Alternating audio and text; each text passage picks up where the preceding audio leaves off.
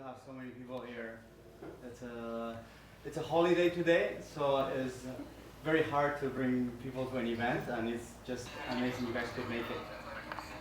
And we have here, as you know, Bobby Lee, a legend in Bitcoin and the cryptocurrency space.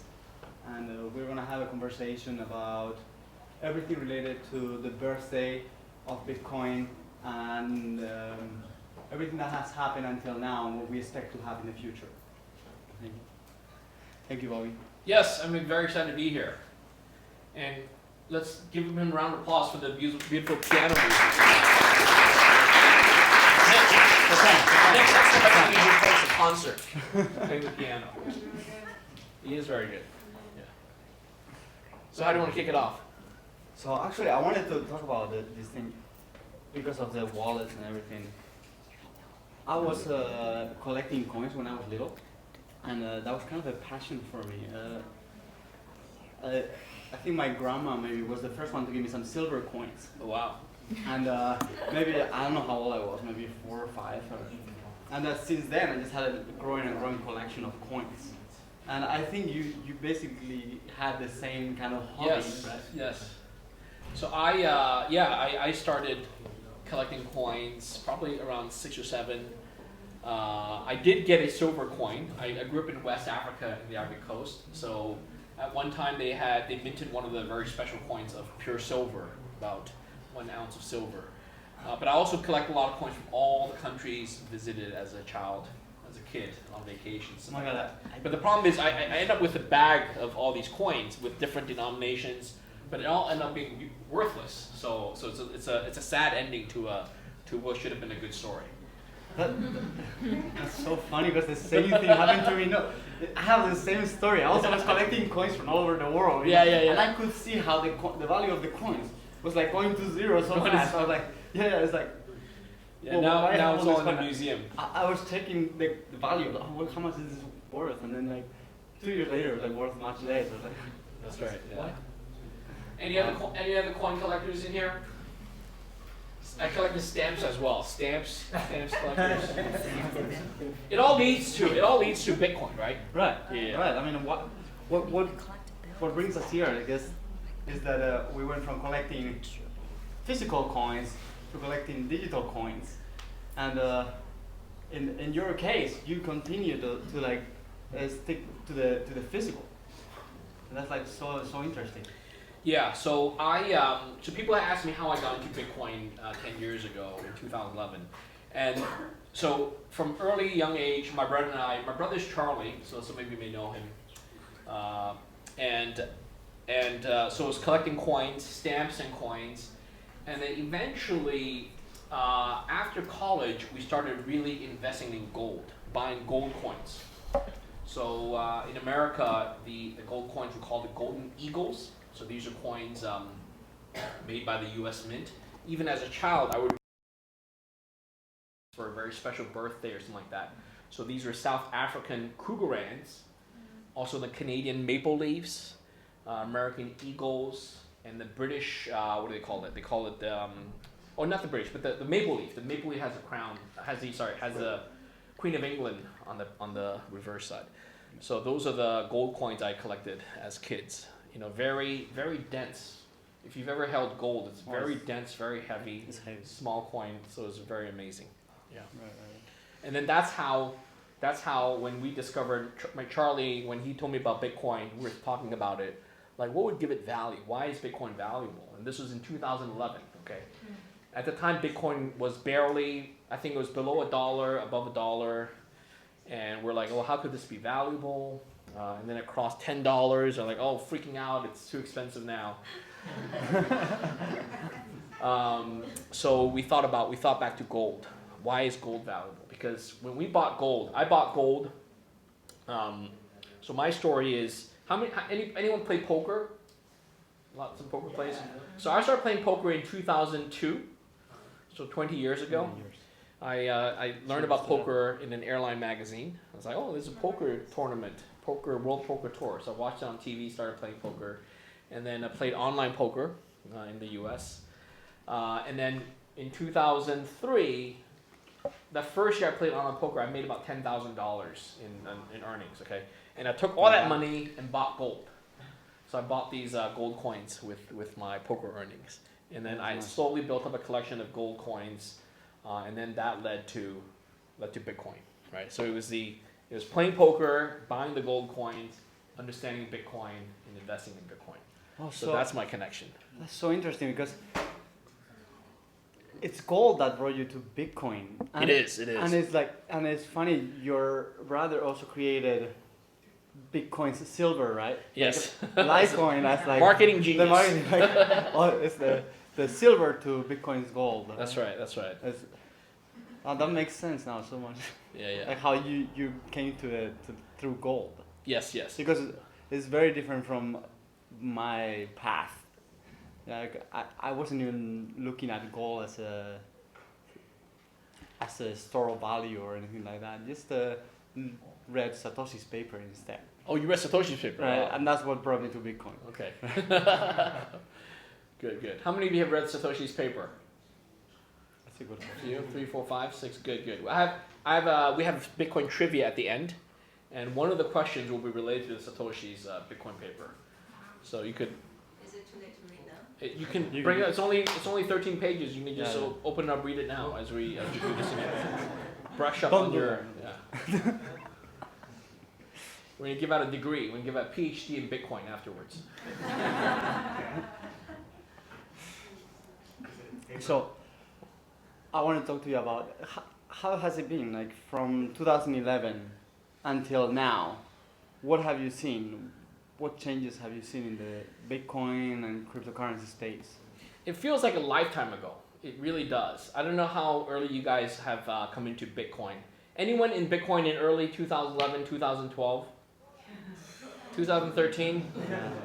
13, yeah.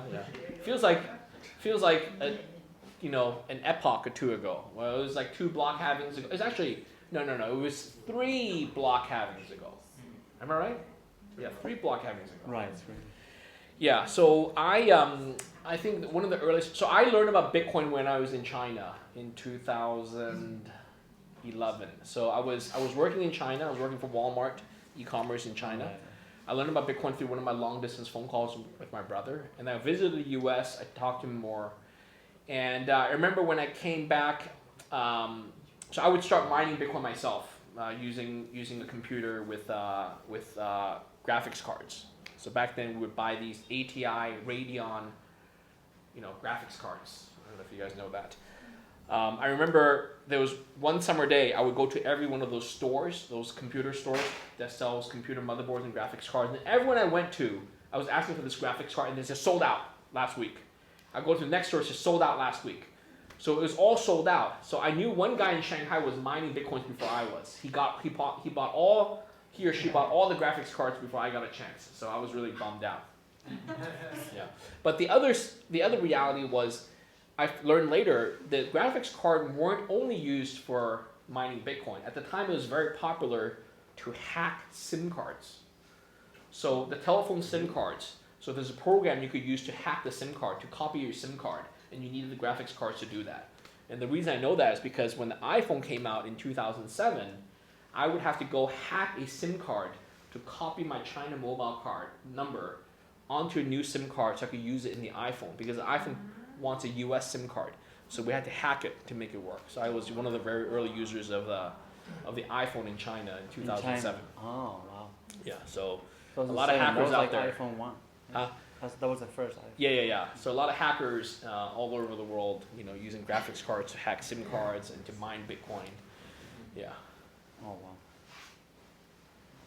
Any of you started cryptocurrency with mining Bitcoin? Any original Bitcoin miners? What's your hash rate? What's the hash rate? How much hash rate did you have? I have No idea. The speed. How many? Speed of calculations. I know, but how much hash rate did you have mining? At the time, the maximum I got was 25 machines. Wow. Was S9s, all of them, I think all of them was around 13.5 terahashes. Wow, that's a lot. So each one of those. That's a lot. That means very late. I was using my Oh, right. personal computer. Really? What year? 13. 2013, personal I was computer. a college student. Wow. Free Bitcoin, free electricity. Very good. Yeah.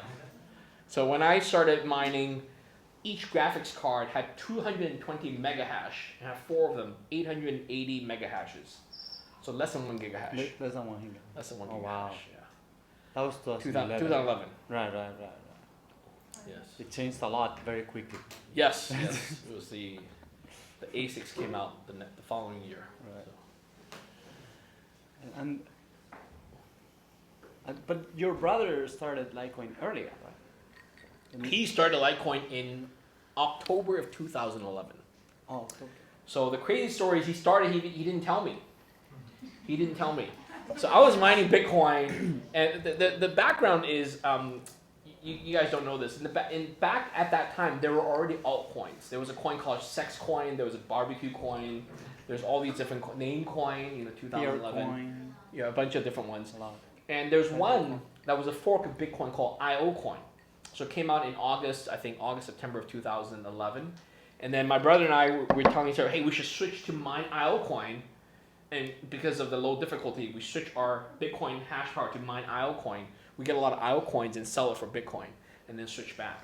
So from that, he learned that he can copy Bitcoin and make another coin. Right. So I think that's what he did. He obviously, Litecoin was a copy of Bitcoin. But I think he didn't have a lot of confidence in it, so he didn't tell me. He just didn't tell anyone. And he stayed anonymous for a long time, actually. So I didn't find out about it until 2013. At the time, I already heard about Litecoin. And one time over the phone, I was like, Until 2013? Really? I didn't know about it in 2013. Really? Swear to God. So, 2 years later. a year and a half later, early 2013. So Wow. his is November of 2011. He was very It was shy, the year huh? that Steve Jobs died. Oh, So yeah. I remember I was in Japan on vacation, and Steve Jobs had just passed away, and that was the day he launched Litecoin. So in his Genesis blog, it says Steve Jobs something, I forgot what exactly he said. So I learned about Litecoin a year and a half later. I was like, oh, blah blah blah, and then I forgot who asked who the question. He said, oh, he's the creator of Litecoin. I'm like, oh yeah. So who else? Like how many people? Right? I didn't know. I didn't know. So. He's like, what, like who are the other, who's the real creator, right? But he's like, hey, it's me, Charlie, right? I was like, what are you talking about? And then I looked at it, it really was him. So he was the one and only creator of Litecoin. So I didn't know about it until 2013. Surprise. Yeah, surprise. Wow. Yeah. But at the time, it was already Is your- moderately successful. I think that's why he told me. Is your brother hiding anything else from you right now? Hiding anyone? He's He's hiding. Any Yeah, other he's hiding in inventions? California. Yeah, he's very smart. He studied computer science at MIT, so he's always a very smart, quiet one. Very quiet. Yeah. 2 years. Marketing genius. He said Litecoin is the silver to Bitcoin's gold. And then people thought, well, I should buy Litecoin. Right. It became the second coin. Very Yes, at fast. one point, Litecoin was the second most popular. Right. Yeah. He also is a great trader. Hmm? So he also sold the top of 2017. Yeah, that's another sad story. So people ask me about that. So here's what happened. Okay, So this is my understanding. Okay, obviously, I think the public has a different understanding. He wanted to make Litecoin successful, but he didn't want people to blame him that it was a financial gain. So he decided to keep pushing Litecoin, but not hold anything, to not be financially benefiting from it. The way he chose to do it was to sell all his Litecoin, but then that gave people ideas that he's abandoning Litecoin. So for a while, people thought he abandoned Litecoin, he sold out all his Litecoin. But the reality, he was trying to not have a conflict of interest. But the other thing is, when he sold it at the market top, It was a market top. That's what. and I was like, Charlie, I think you just caused the market to peak to- out, and sure enough, that was the peak of the market. So, Best so it was, trader. The best trader. the perfect timing, yeah. His announcement put everyone, yeah. So So when you got a lot of shit for that. So when did you're the founder of BTC China also? And when was it that BTC China listed Litecoin? So we listed it in 2014. 2014. In I think in the spring of 2014. Yeah, he encouraged me to list it. Yeah, Charlie did. No, but we thought it was good. Some of our competitors already had it. OKCoin already had it, so we listed Litecoin trading in 2014. Yeah. Well, what did you learn by having running an exchange? What did you learn? Oh, so much. Do any of you work for an exchange? Anyone Yes, for yeah. which one? Sky. He's Charlie. Sky. Charlie who? No, my brother is Charlie Lee. No, but my brother's Oh, Charlie. oh okay, yeah, all right. I don't know, Charlie. Sky Exchange. Okay. Anyone else? Any other exchanges? Okay. So. Oh, he knows you. Oh, he knows me. Okay. So here's a secret. Okay. This is gonna be unpopular, but I'm gonna tell you guys. Don't go work for an exchange. Don't launch an exchange. Don't run an exchange. It ended. It's more trouble than it's worth. Why? Explain. In Chinese terms, it's there's a term in Chinese called 是赚卖白菜的钱，操卖白粉的心. Okay, meaning that you make so little money, but you take the risk of selling cocaine. You take the risk of selling cocaine. It's criminal sometimes, and yet you make so little money from it. It's not like you profit from selling cocaine. Now today, some of the large exchanges make a lot of money, but the reality is, I know CZ, I know all the exchange CEOs, practically all the top exchange. I know the CEOs. And of course, I was a co-founder and CEO of BTC China, BTCC, for 5 years, from 2013 to 2018 after I sold it, until I sold it. And the secret is that exchanges, centralized exchanges, are always jurisdictional. They're always tied to a country, location, geography, tied to a regulation. So it always needs to be regulated, because an exchange, by definition, interfaces with fiat money. And fiat money, by definition, is the purview of the regulated entity, right? Of the regulatory entities, rather. So they always want to control how fiat money is used, how fiat money is moved around. Every country has strong anti-money laundering laws. They don't want you to launder money. It's not that they don't want me to launder money. They don't want the criminals to launder money. And Bitcoin is the perfect way for criminals to launder money. And that's a reality. I mean, there's a lot of good use cases for Bitcoin, but the reality is also criminals find use cases for Bitcoin and cryptocurrency. So they launder their illegal proceeds through Bitcoin and cryptocurrency. And that's what makes it very hard. So sometimes when we're trying to do the right thing to offer, as an exchange, BTC China, we want to offer all of you people a service to buy and sell Bitcoin, let's say with RMB. Coinbase does it for US dollars, Bitstamp does it for the euro, and other exchanges do it for other currencies. But the reality is, even when I'm offering these services to you, the criminals come in and use it as well. How do I tell you're not the criminal? How do I tell they're the criminal? So that's what's really hard. And sometimes when you mess that up, you can get in trouble. So that's why recently, like for example, Binance, they had they've been jumping around countries, jurisdiction. They had to leave China in 2017. They tried to go to Taiwan. Right. They go to Japan. CZ has a strong background in Japan. They had to go to Singapore. Now they left Singapore. They're moving to Dubai, right? And then they recently closed off all access to Chinese people, right? So Dubai is not the last country. I'm willing to bet that in a few years they'll be kicked out of Dubai, just like every exchange gets kicked out of the countries, and it's just a tough business. It's a very tough business. And the other reason is that because there's no strong regulation for cryptocurrency, we're still in the early days. Okay, regulation. There's no strong regulation. What happens is you have competitors. It's competing to who is willing to do the least ethical thing. Okay, so think about that. So to be competitive, they'll cross a line to do something unethical and borderline illegal. But it's not illegal because there's no laws around it. So you're doing things that are what I consider unethical, they'll do it. And if I'm not willing to do it, either I do it myself, and then I have to live with the shame of having done something unethical, or I don't do it, and then I'm not competitive. So that's why I don't wish it on anyone to run an exchange. So what is one case of that? Oh, so many cases. Reporting fake trading volumes, trading against the users, right? Fake market prices. So what are Wouldn't DeFi you- and Finance from DEXs versus SEXs? Then I think would be the actual DeFi in theory is better, but in practice it's not. It's also I'm not a big fan. I mean. What about DEXs and what? Yeah, what sorry, they I'm offer in to that? DEXs. I'm in DEXs.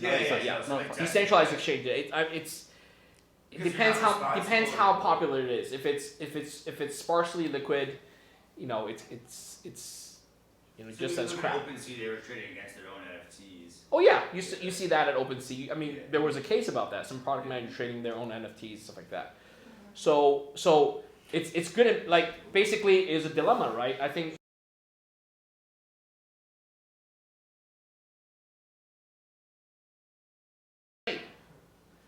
But we're tying our employees' hands in the back because if we don't allow them to trade on our platform, how do they get good and get better at being product managers for the product? But on the other hand, if you let them trade, they become really good traders. Then they're writing bots to trade against our customers. That's not good if they have inside information about. So, for example, our people know when someone's making a big deposit of fiat money or big deposit of crypto. When you deposit big crypto, you know they're going to sell. They're going to front run you, right? Do you allow front running? It's very tricky, right? Because none of the trading engines are open source, or at least the versions they show you are not the versions they're running, right? How about so it's very tough stuff. Do the DEXs in some way fix this by making every transaction and the whole infrastructure public? I don't use a lot of DEXs myself, so I don't have a lot to comment. All I'm telling you is for centralized exchanges, it's a very tough business. Right. It's tough to be on the operating side of the business. It's also tough to be a customer using a centralized exchange if there's no high standard. Well, so I can say today I regard Coinbase as a gold standard. So I only trade on Coinbase. I don't trade on any of the other exchanges. Yeah. But again, Coinbase is not open to a lot of people, so that's the other downside. If you're not a U.S. citizen, if you don't have a U.S. account, then you can't use Coinbase. But I think the difference though with SEXs and DEXs though is if you're running a SEX, you actually believe in that. Within DEX, you have to understand your own risk because you understand it's decentralized. Yeah, So but running a DEX has its own issues. Not running, but rather using a DEX, you have a DEX is not without fault. That's the point I'm trying to make. It's not without its fault. Yeah, I mean they have liquidity issues as well. You can have a flash crash, a needle that comes like that. In some ways, casinos do the same thing, right? They create a game. Yes, and then but it's regulated. It's regulated. It's taxed. It is taxed. Casinos are much more strongly regulated than crypto exchanges. So even though, and by the way, a lot of crypto exchanges are casinos, right? I don't want to name any names, but there's some exchanges out there. They know, the people running it know it's a casino. They give you 100 times leverage, right? It's a casino. It's just it's a binary outcome. Yeah, actually, it's no different than going to Macau or Las Vegas. So actually, one of my first times trading was on BTCC. I sent 100 Bitcoin, I think, in 2014. Wow. It was like 2014, and I started to play some margin trades. Quickly made it to like 400 or so. Yeah. And then just lost it all. Not all, but I lost it right back down to where I started. Sorry to hear that. But at least I know I have a clean feeling that we didn't trade against you. So I can. Oh, I know. Actually, it was my favorite exchange. Donate to Bobby. I was so sad when it was closed.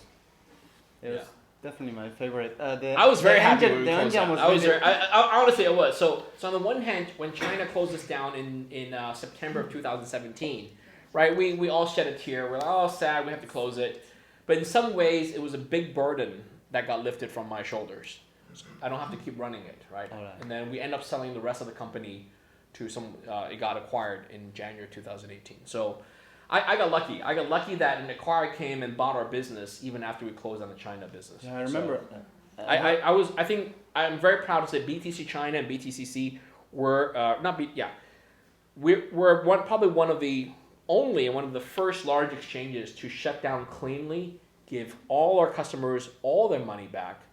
No one lost anything. No one had to, there was no pulling the rug or whatever you call it. I think it was by far the best performing exchange Thank you. for the longest period. Thank also. you. Right. Yeah.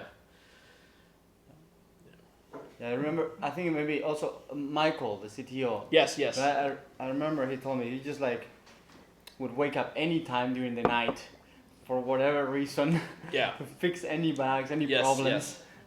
So it's always it's I never mean, I good could when- feel it. Sorry, I could feel it Yeah. as a customer.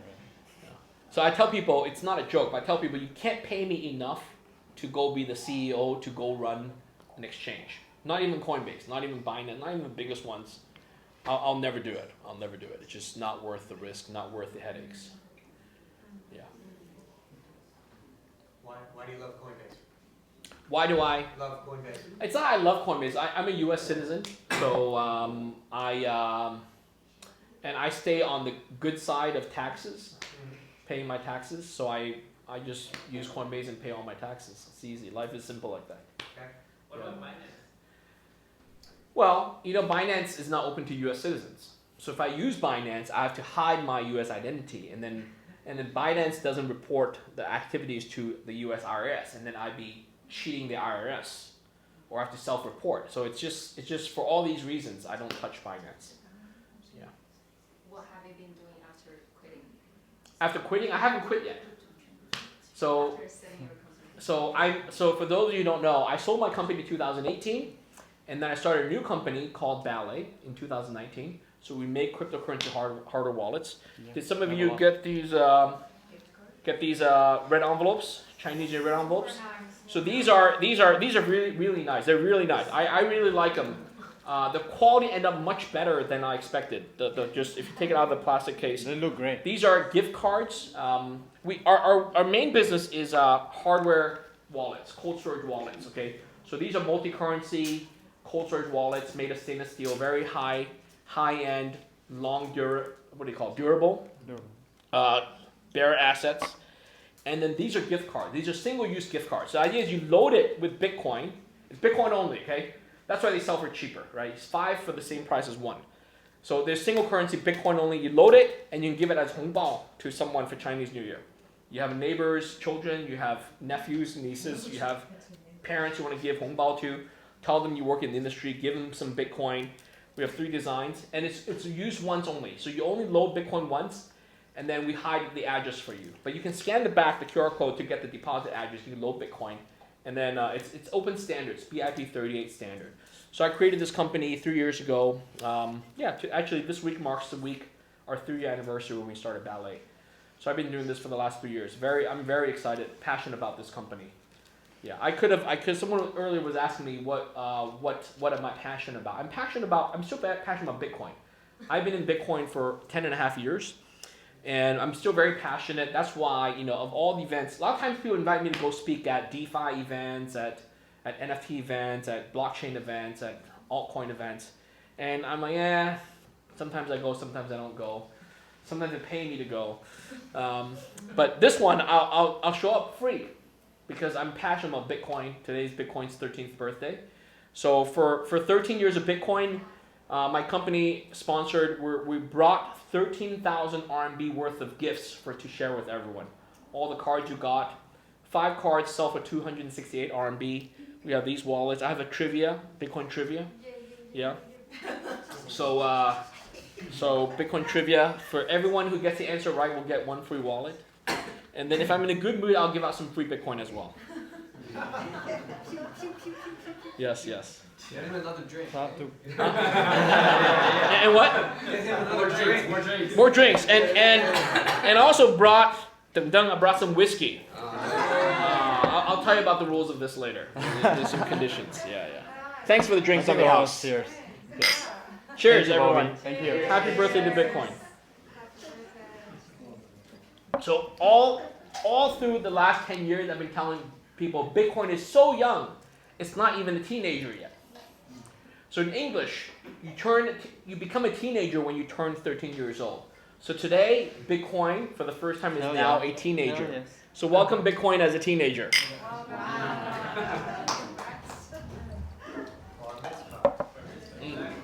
Yes, Bitcoin bar mitzvah. We should do that. And one last question. Let me ask a last question. I really want to know. In the first block of Bitcoin, Yes. 13 years ago, Satoshi wrote a quote from a newspaper talking about how the Bank of England was just, I guess, paying the government. How much? I don't remember. Maybe another trillion. There's a or bailout. so. Yeah. Some bailout to the bank. And that was the complaint that Satoshi had for that first block. When do you think that cryptocurrency, Bitcoin, this whole space of decentralized finance, or how would you say, like finance without a central bank, when would that happen? When will the central bank disappear? Yeah. That's a great question. So Bitcoin, people know this. People think that the narrative is that Bitcoin is here to replace all of fiat money, to kill the central banks and kill all the national sovereign currencies, right? So we've heard that story. However, to be honest with you, I don't think that's going to happen in our lifetime. I think Bitcoin will become very powerful. Bitcoin will be alternate asset class. It will be digital asset class. It will go mainstream. Today is already an alternate asset class in the alternate sense, but it will become a mainstream asset class that powers the global economy. But I don't think it will extinguish fiat money. Okay, just like fiat money has not extinguished gold and silver. Does that make sense? Because fiat money, you can't extinguish it because any country can issue their own fiat money. They can just issue it. And in fact, you can issue fiat crypto money. Have you heard of that term? Think about it. Fiat money USDT? was issued, yes. Fiat money was issued by countries to back their gold and silver. That's backed by gold and silver. It's a paper certificate for gold and silver. That's how paper notes came about. This note is payable to the bearer of this note, in gold or in silver.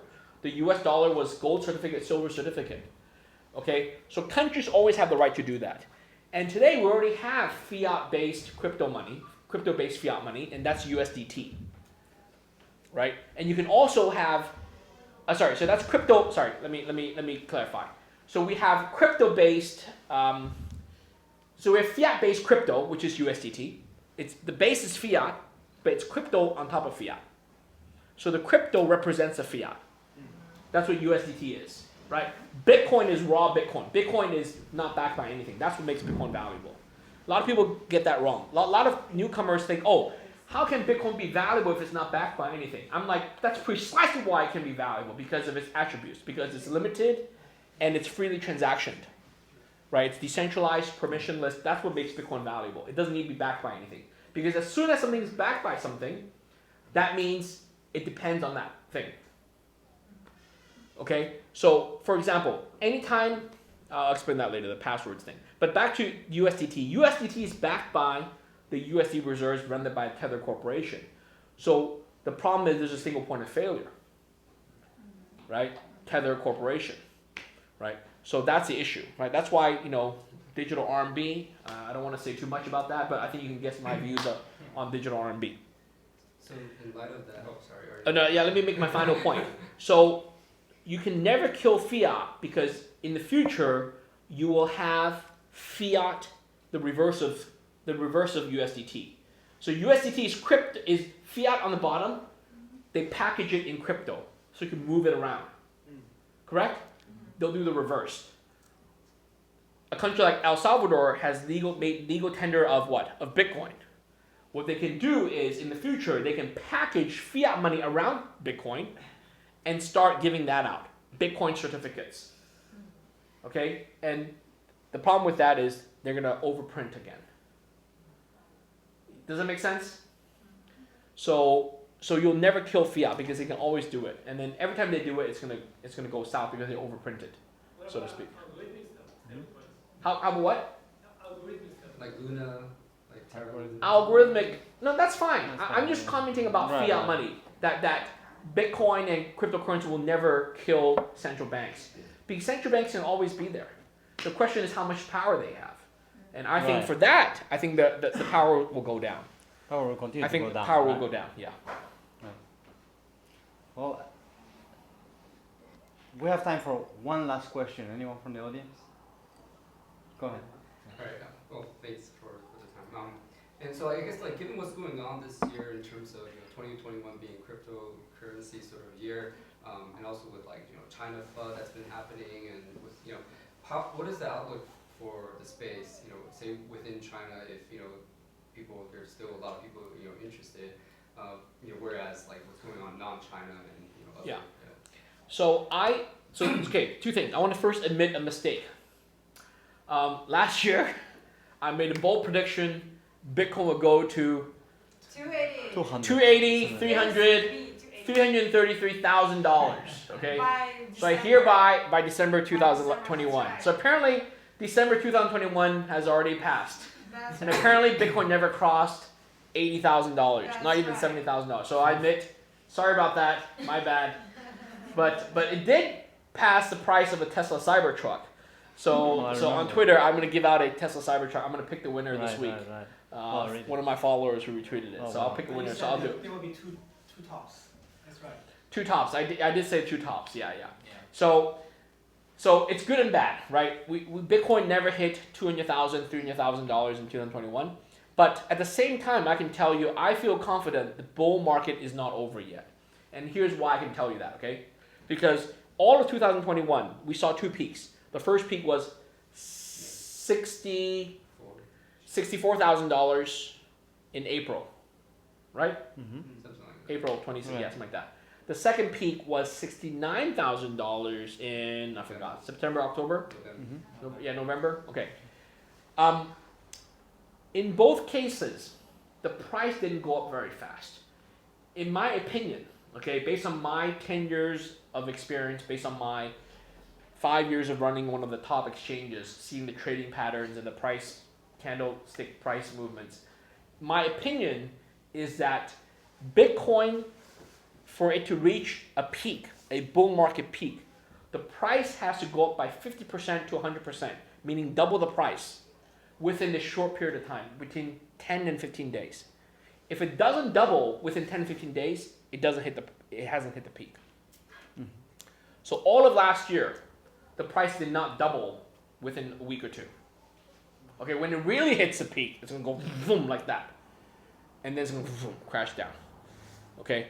And then when it goes like this, all the taxi drivers and the IEs in the subway station, they'll be telling you buy Bitcoin, buy Bitcoin.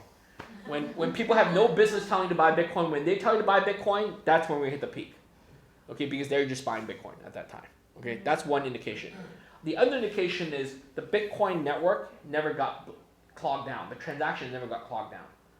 Right? It got clogged in April, May, but it sort of came back down. And September, October, November, it didn't really clog up. No. It didn't clog up, rather. So Not. that's another my telltale sign that it hasn't peaked. Okay, this is my opinion. It's not trading advice. It's not financial advice. So I hope it comes this year. If it doesn't, then I'll be like surprised. Like why is there no bull market? We'll see. So people are saying maybe in the Q1 or maybe Q2. Well, maybe, but I'll stop making price predictions in the meantime. Yeah. I agree. I think it's not finished. Yeah, it's not finished. Yeah. I have a question. Yes. So what's your point of view on CBDC and cryptocurrency? Like, how it will affect? It's different. CDB, it's different. It's like, what's my opinion of a bicycle and a car? What's my different opinion between the car and the airplane? It's like different. How this will impact or affect the circulation? How does Visa credit cards, China UnionPay credit cards impact Bitcoin? It's like different. So here's another one of my opinions. Okay, this is not very popular, but I'll be honest and tell you guys. There's a narrative that Bitcoin is great for payments. That you have to buy things with Bitcoin, coffee shop, pay for airline tickets, pay for VPN service, buy this, buy that with Bitcoin. Terrible idea. Terrible idea for two reasons. Number one is that well, the price is volatile, right? We know that. But one of the big reasons is Bitcoin is actually so good. That's what makes it so hard to buy, right? Think about the last time you bought Bitcoin, or think about the last time your friends and family bought Bitcoin. Was it easy? I'm talking about buy real Bitcoin, not some Bitcoin index that you cannot get out, okay? Some people in the US can buy Bitcoin with PayPal, with Square, Cash App. You've heard of this? But those are fake Bitcoin. That's paper Bitcoin. You cannot take it out. You cannot withdraw it. It's fake Bitcoin. It's a Bitcoin. It's just an index. You buy it and they tell you have it, but you cannot take it out. So what you want to buy is free Bitcoin. Free Bitcoin as in it's freely you can take out, withdraw from an exchange. It's very hard to do that because of KYC requirements. Okay? So why would you want to buy Bitcoin and turn around and trade it for coffee or breakfast the next morning? It makes no sense. It makes no sense. So for example, I purchased a Tesla car with Bitcoin a few years ago, but I didn't go to Tesla dealership and pay in Bitcoin. What I do is I sell my Bitcoin on Coinbase, and then I get the US dollars, and I can pay for the Tesla whenever I want to, either before or after. Make sense? Before, after what? What do you mean? I buy the Tesla. Okay. What's your Think about it. When I go to Japan and enjoy a nice meal, sushi, I love sushi sashimi. I go to Tokyo, Japan for sushi sashimi. What do I pay? Do I pay Japanese yen? No. There's no need to. I pay US dollar because that's my income. The restaurant gets Japanese yen because I swipe my Visa MasterCard. They get Japanese yen. But what do I pay? I pay my credit card bill in US dollars. There's no need for me to change my US dollar to Japanese yen to pay for sushi. Right? So same thing, when I go buy Tesla, I don't have to take the Bitcoin and give it to the Tesla dealership to pay in Bitcoin. I can pay, the Tesla dealership gets US dollars. I can pay in Bitcoin either before or after I buy the Tesla. Does that make sense? Yeah. If I don't have the cash flow, I sell the Bitcoin first and then use the money. If I have the cash flow, I buy the Tesla first and then sell the Bitcoin a week later and get the US dollar. Same thing. Right? I think we're done with questions. Done with questions? So Okay. We already ran over. I said one more. Yeah. I think we can go into the trivia. Oh yeah, let's do some trivia. Are you guys ready?